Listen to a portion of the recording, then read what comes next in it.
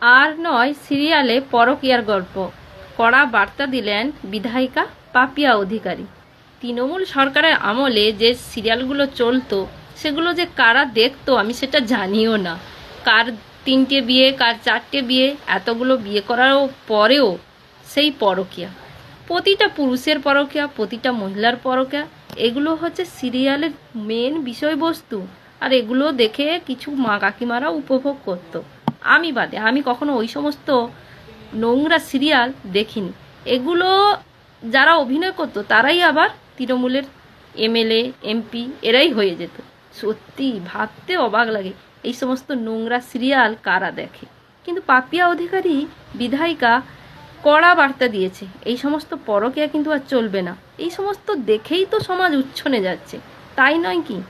যেমন আগে সরকার ছিল সেই রকম সিরিয়াল ছিল, এখন সরকার বদলেছে, সিরিয়ালও আশা করি বদলাবে। কি ঠিক বললাম তো?